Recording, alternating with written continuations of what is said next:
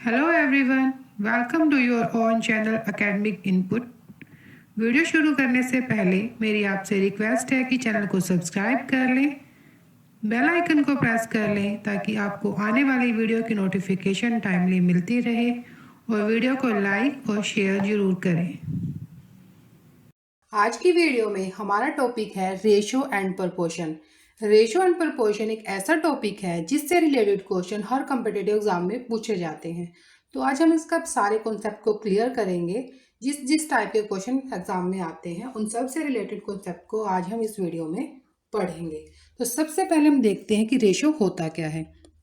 अगर हम रेशो की डेफिनेशन की बात करें तो रेशो का मतलब है कि जब हम किन्हीं भी दो या दो से ज़्यादा क्वांटिटी के बीच में कंपैरिजन करते हैं और वो कंपैरिजन डिवीज़न के बेस पर होता है तो उसे हम रेशो बोलते हैं। देखिए, जैसे हमारे पास यहाँ पे है कि ए के पास 50 टॉफ़ीज़ हैं और बी के पास 75 टॉफ़ीज़ हैं। ठीक है, अब हमें ए और बी के बीच में कंपैरिजन करना है। कंपैरिजन मतलब हमें बताना है कि ए के पास कितनी है, बी के पास कितनी है।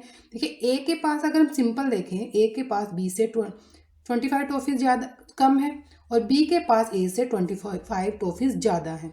ये तब होता है जब हम डिफरेंस के बेस पर इनका कंपेरिजन कर रहे हैं, यानी हम सब्ट्रैक्ट करके पता कर रहे हैं कि इसके पास 25 कम है और उसके पास 25 ज़्यादा है।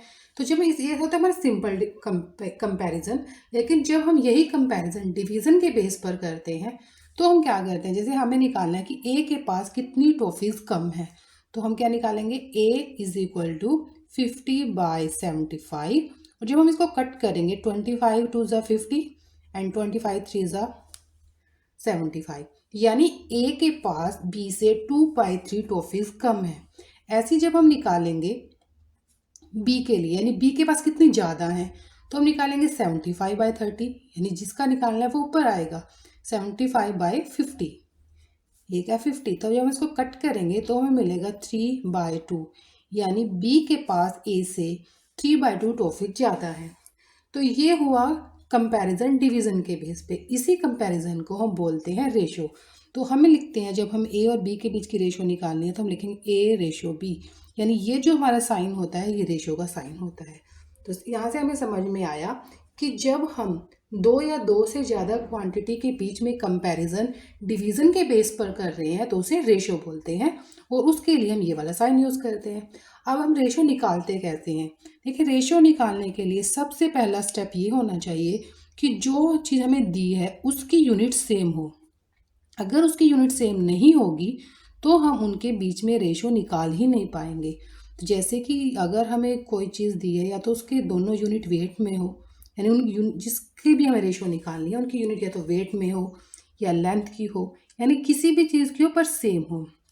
जैसे अगर हमें निकालनी है रेशो 100 ग्राम एंड 5 सेंटीमीटर में, तो हमें दिया है कि हमें इन दोनों के बीच की रेशो निकालनी है, तो वो पॉसिबल ही नहीं है क्योंकि इसकी यूनिट अलग है और इसकी यूनिट अलग है।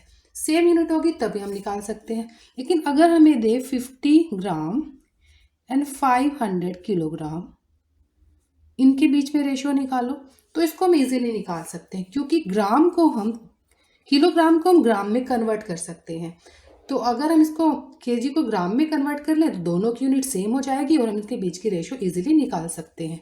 कैसे निकालेंगे, अब 50 ग्राम रेशो 500 केजी को जब हम कन्वर्ट करेंगे तो यहाँ पे 30 और आ जाएंगी, यानी ये हमारा हो जाएगा। अब इसको कट कर देंगे, ये भी ग्राम बन गया। अब इसको कट करेंगे तो हमें मिलेगा, एक जीरो से एक जीरो कैंसिल,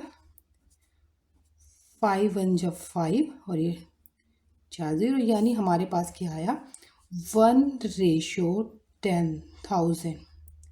अब एक इम्पोर्टेंट बात यहाँ पर ये है कि जिस चीज़ की हमें रेशो निकालनी है उनका सेम यूनिट में होना ज़रूरी है, लेकिन जब हम उनकी रेशो निकाल लेते हैं तो उसकी कोई यूनिट नहीं होती। मीन्स जब हमारा रेशो में आंसर आता है तो उसकी कोई यूनिट नहीं होती। जैसे अब हमने इन दोनों की रेशो निकाली तो यहाँ पे ये मान लीजिए कि ग्राम से ग्राम भी कट हो जाता है, यानी सेम यूनिट होगी तो वो कैंसिल हो जाएगी और जो हमारा आंसर आएगा वो इस तरह से आएगा, इसके साथ कोई यूनिट नहीं होगी। अगर हमें ऑप्शन में दिया है, मान लो हमें इसकी यूनिट निकालनी है और हमें ऑप्शन इस तरह से दे देंगे, ए रेशो 10,000 ग्राम या बी रेशो, बी ऑप्शन है हमारा, ए इसमें के जी लगा दिया और एक में हमें सिंपल दे दिया कि 1:10,000 था, ये 10,000। तो हमें ऑप्शन दे देते हैं कि सही ऑप्शन कौन सा टिक करो। तो यहाँ इसमें हमें कंफ्यूज नहीं होना, क्योंकि रेशो की कोई यूनिट नहीं होगी। जो सी ऑप्शन है वो राइट होगा, यानी जिन चीज़ों के बीच में हमें रेशो निकालनी है उनकी यूनिट सेम होना जरूरी है, लेकिन जब उनकी हम रेशो निकाल देते हैं उसके बाद जो हमारी रेशो में आंसर आता है वो यूनिट लेस होता है, उसकी कोई यूनिट नहीं होगी। यानी रेशो हमेशा यूनिट लेस होती है, लेकिन जिन चीज़ों के बीच में हमें रेशो निकालनी है उनकी यूनिट सेम होती है। नेक्स्ट हमारा आता है कि जो हमारी रेशो है, मान लीजिए हमारे पास यहाँ पे रेशो है ए रेशो बी, इसको हम ए बाय बी भी लिख सकते हैं, क्योंकि हम इसको डिवाइड करके ही तो रेशो निकाल रहे हैं, यानी रेशो मतलब डिवीज़न ही है। लेकिन जब हम डिवाइड करते हैं, मान लीजिए हम 5 को 4 से डिवाइड कर रहे हैं, तो हमारा आंसर क्या आएगा? 5 को 4 से डिवाइड करेंगे, 4 1 जा 4, यहाँ पे 1 आएगा 0.0, 4 2 जा 8, फिर 2 आएगा 0.02, 4 5 जा 20। अब जब हमने 5 को 4 से डिवाइड किया तो हमारे पास आया 1.25। ये डिवीज़न में होगा, लेकिन रेशो में ऐसा नहीं होगा। मीन्स हम ए रेशो बी को ए बाय बी तो लिख सकते हैं, लेकिन उसको डिवाइड करके डेसिमल्स में नहीं लिख सकते। ठीक है, तो जैसे हमें रेशो दिया 5:15, तो हम इसको कट कर सकते हैं, 5 1 जा 5, 5 3 जा 15, यानी ए रेशो बी क्या आया हमारे पास 1:3, या यहाँ से हम ये भी लिख सकते हैं कि ए बाय बी आया हमारे पास 1/3। ओके, तो यहाँ से हमें क्या क्या पता चला? फर्स्ट तो ये है कि जो रेशो होती है उसका मतलब है डिवीज़न के बेस पर कंपैरिजन। सेकंड स्टेप है कि हम रेशो तभी निकाल सकते हैं जब यूनिट सेम होगी। थर्ड स्टेप ये है हमारा कि रेशो की कोई यूनिट नहीं होती। जिन चीज़ों के बीच में रेशो निकालनी है वो सेम यूनिट में होनी चाहिए, लेकिन उसकी रेशो निकलने के बाद वो उनकी कोई रेशो नहीं रहती, यानी अगर यहाँ पे सेम रेशो है तो वो भी कैंसिल ही हो जाती है, और जो हमारी रेशो है वो यूनिट लेस होती है। थर्ड पॉइंट है हमारा कि हम रेशो को डेसिमल में नहीं लिख सकते। रेशो वैसे डिवीज़न ही होती है, लेकिन हम उसको डेसिमल में नहीं लिख सकते। रेशो हमारी तभी आएगी जब इन दोनों नंबर के बीच का जो हाईएस्ट कॉमन फैक्टर है वो 1 होगा, यानी इसको हम सिंपलेस्ट फॉर्म में कन्वर्ट करेंगे जब तक इनके बीच का हाईएस्ट कॉमन फैक्टर 1 नहीं हो जाता। यानी इसको डेसिमल फॉर्म में नहीं लिखेंगे, सिर्फ सिंपलेस्ट फॉर्म में कन्वर्ट करेंगे, तो वो होती है हमारी रेशो। यानी सिंपली ए रेशो बी हम निकालेंगे और उनके बीच का, ए और बी के बीच का जो हाईएस्ट कॉमन फैक्टर है वो 1 होगा। तो ये थी रेशो से रिलेटेड इंपॉर्टेंट पॉइंट्स। नेक्स्ट हम देखते हैं कि रेशो से रिलेटेड किस टाइप के क्वेश्चंस आते हैं।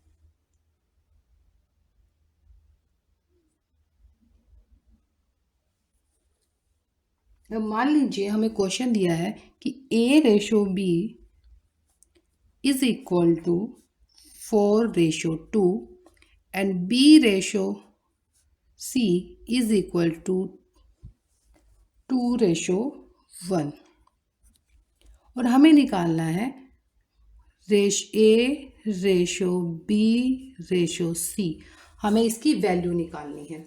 देखिए यहाँ पे देखिए बी, ये भी ए रेशो बी यानी बी ये है, ये बी रेशो सी है यानी बी ये, यानी दोनों में बी सेम है। जब इस तरह का क्वेश्चन हो तो हम सिंपली उसे लिख सकते हैं, ए की वैल्यू ये है 4:2:1, क्योंकि दोनों जगह बी की वैल्यू सेम है। लेकिन अगर क्वेश्चन इस तरह से हो कि हमें दिया है A ratio B is equal to 3:2 और B ratio C is equal to 4:1, तो हम A ratio B ratio C कैसे निकालेंगे? अब देखिए इस क्वेश्चन में क्या डिफरेंस है, इसमें यहाँ पे बी 2 है और यहाँ पे बी 4 है।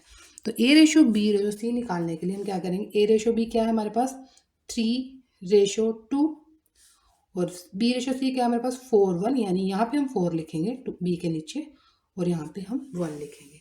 अब इसको निकालेंगे कैसे, हम इसको इस तरह से मल्टीप्लाई करेंगे, इस नंबर को इस नंबर से, इस नंबर को इस नंबर से और इस नंबर को इस नंबर से, यानी 4 3 जा 12, 4 2 जा 8 एंड 2 1 जा 2, ये हमारी रेशो आ जाएगी।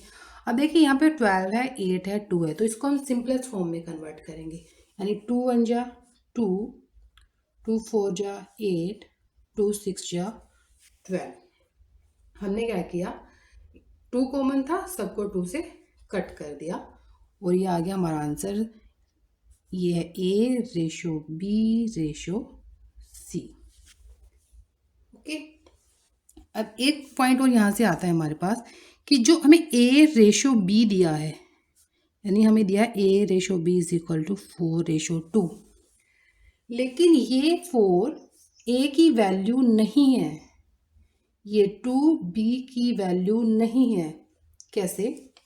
ये अगर हमें दिया है A is equal to 8 and B is equal to 4 और अब हमें निकालना है A रेशो B, तो कैसे निकालेंगे, 8 रेशो 4 और इनको कट कर देंगे, 4 1 जा 4, 4 2 जा 8, आंसर क्या है 2 रेशो 1।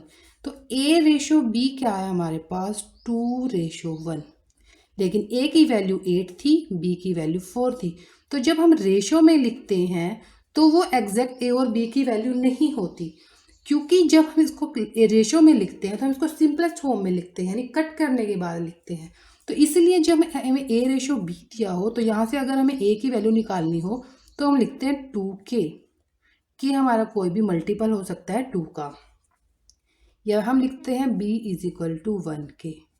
ये हम इसीलिए मानते हैं क्योंकि ये जो A था ये इस रेशो का कुछ मल्टीपल ही होगा, क्योंकि हम उसको कट करके लिख रहे हैं, उसको डायरेक्ट नहीं लिख रहे। तो A रेशो B में ये जो नंबर आता है ये A नहीं है और ये B नहीं है, ये एग्जैक्ट वैल्यू नहीं है A B की, ये सिर्फ उसकी रेशो है। A ratio B is equal to 2 ratio 1।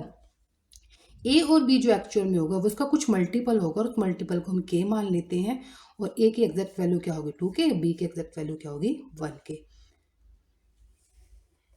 Next अब हमने यहाँ पे निकाला A रेशो B दिया था हमें, B रेशो C दिया था, वहाँ से A ratio B ratio C कैसे निकालते हैं।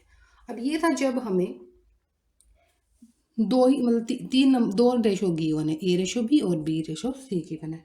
लेकिन अगर हमें दिया हो A ratio B is equal to 3 ratio 4 and B ratio C is equal to 5 ratio 6 and C ratio D is equal to 7 ratio 8। अगर हमें इस तरह का क्वेश्चन दिया हो तो कैसे करेंगे। जैसे हमने ऊपर वाले में क्वेश्चन किया, हमने लिख दिया A ratio B ratio C ratio D, तो यहाँ पे लिख देंगे हम 3 रेशो 4, यहाँ पे लिख देंगे 5 रेशो 6 और यहाँ पे लिख देंगे 7 रेशो 8। तो इसको करना थोड़ा सा डिफ़िकल्ट होता है, तो हम क्या करेंगे, पहले A ratio B ratio C निकाल लेंगे। जब A,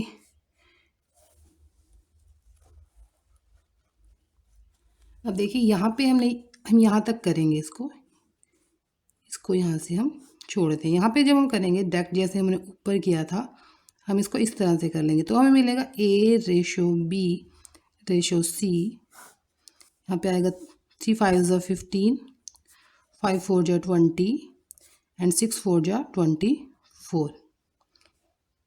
ये आ गया हमारा। अब हम इसके नीचे यहाँ पे D लिख सकते हैं और यहाँ पे हम लिखते हैं 7 रेशो 8, तो हम इसको इस तरह से कर सकते हैं।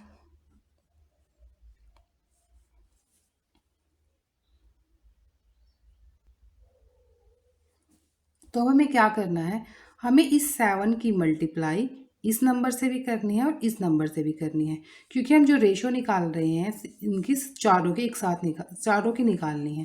तो जब हम इसको इससे मल्टीप्लाई करेंगे, यहाँ पे आएगा 15 इंटू 7 रेशो 20 इंटू 7 यानी 140, 24 को 7 से करेंगे, 7 4 जो 28, 2 7 2 जो 14, 15 16, और फिर इसको 8 से करेंगे, 8 2 जो 8 4 जो 32, 8 2 जा 16 और 192, इसको मल्टीप्लाई करेंगे 7 5 जा 35, 3 7 105, तो हमारा रेशो आएगी 105 रेशो 140 168 एंड 192।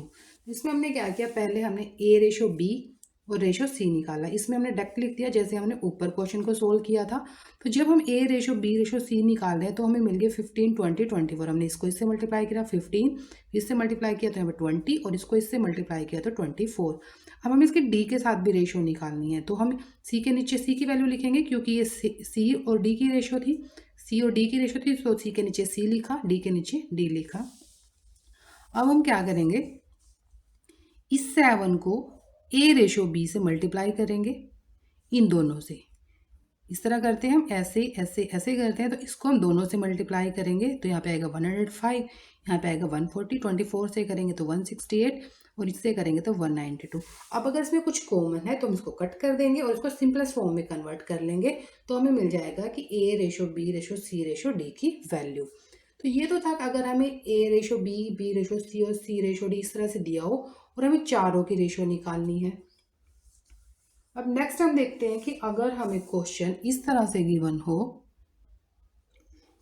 अगर हमें क्वेश्चन में दिया हो कि 2a is equal to 4b is equal to 6c, then find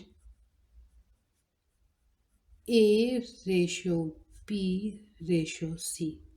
देखिए हमने पीछे एक पॉइंट पढ़ा था कि जब हमें रेशो में वैल्यू दी हो कि a ratio b ratio c दिया हो तो वो एग्जैक्ट a b या c की वैल्यू नहीं होती, उसे हम इक्वल मान लेते हैं के, यानी वो के जो रेशो में है नंबर, इसका कुछ मल्टीपल ही उसकी एग्जैक्ट वैल्यू होती है। तो अगर हम इनको इक्वल टू के मान लें, यानी 2a is equal to 4b is equal to 6c, तीनों इक्वल है तो इन तीनों को हम के इक्वल मान लेते हैं। तो यहाँ से हम ए की वैल्यू निकाल लेंगे, तो 2a is equal to K, a is equal to K by 2। ऐसी 4b की वैल्यू निकालेंगे, 4b is equal to K and b is equal to K by 4। ऐसे हम 6c इज इक्वल टू के, और यहाँ से हम ले लेंगे c is equal to K bye 6।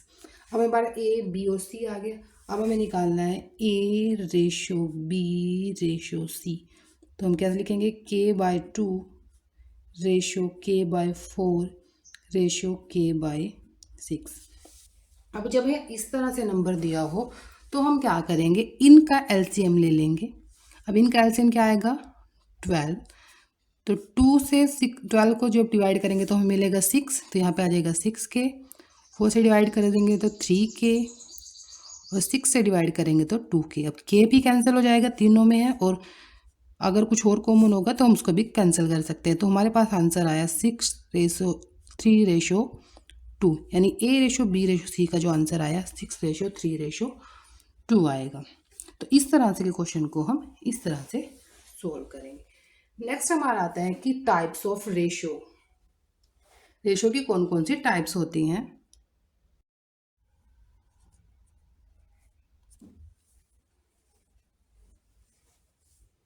Next हमारा पॉइंट आता है टाइप्स ऑफ रेशो, यानी रेशो की कौन कौन सी टाइप्स होती हैं। टाइप्स ऑफ रेशो,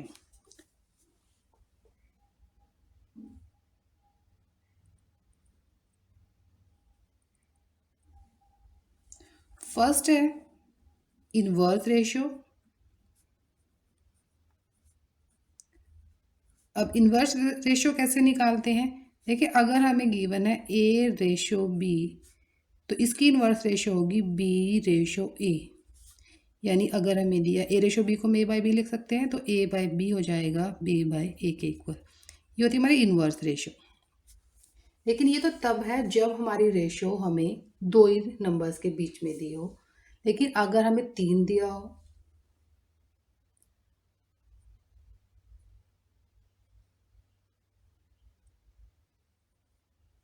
यानी अगर हमें दिया हो a ratio b ratio c की इनवर्स रेशो निकालो, तो हम कैसे निकालेंगे, उसमें तो हम सीधा इसको उल्टा नहीं कर सकते। तो इसको हम एग्जांपल की हेल्प से समझते हैं। जैसे अगर हमें दिया है 2:1 की इनवर्स रेशो,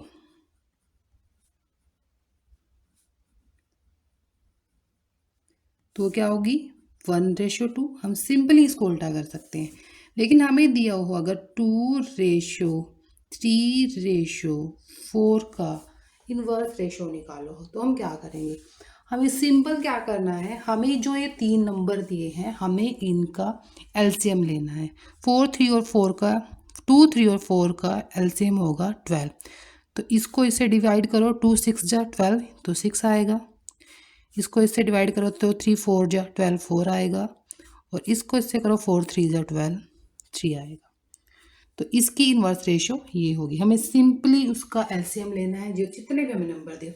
अब चाहे हमारे पास 3 नंबर हो, 4 हो, 5 हो, जितने चाहे नंबर हो, हमें सिर्फ उनका एलसीएम लेना है, उसको डिवाइड करना है और यहाँ पे हमारी रेशो आ जाएगी। तो ये होती है इन्वर्स रेशो और इसको हम इस तरह से निकालते हैं। सेकंड हमारी होती है डुप्लीकेट रेशो, यानी डुप्लीकेट वर्गानुपात। हिंदी में हम इसे बोलते हैं वर्गानुपात। इसमें अगर हमें दिया A:B:C की डुप्लीकेट रेशो निकालो तो हम लिखेंगे A²:B²:C²। इसमें कितने भी नंबर हो डायरेक्ट ऐसे ही लिखेंगे। नेक्स्ट हमारा होती है सब डुप्लीकेट रेशो। अब सब डुप्लीकेट रेशो में हम को क्या लिखते हैं हम हिंदी में वर्गमूलानुपात। वर्गमूलानुपात। तो इसमें अगर हमें दिया हो A:B:C तो उसकी वर्गमूला उसकी सब डुप्लीकेट रेशो क्या होगी, √A:√B:√C। हम इसमें 3 का इसलिए करते हैं कि अगर चाहे 2 में दिया हो, चाहे 3 में दिया हो, चाहे 4 में दिया हो, उसमें हम डायरेक्ट करते हैं। ठीक है, अगर स्क्वेयर डुप्लीकेट रेशो तो स्क्वेयर कर देना है, सब डुप्लीकेट हो तो स्क्वेयर रूट कर देना है। ऐसे थर्ड हमारी आती है ट्रिप्लीकेट रेशो।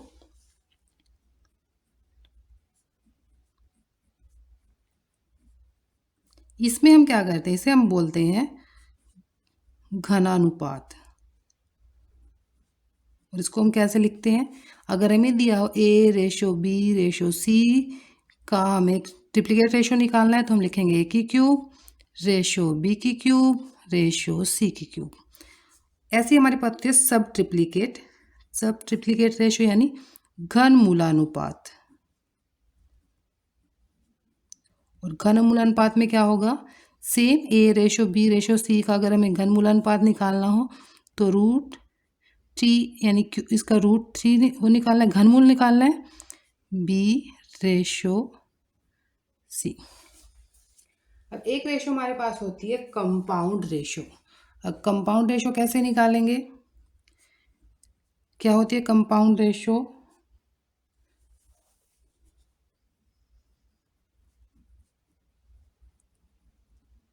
कंपाउंड रेशो का मतलब है मिश्रित अनुपात।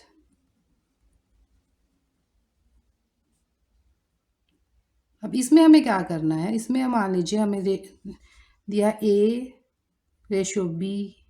B:C, C:D, इसका कंपाउंड रेशो निकालो।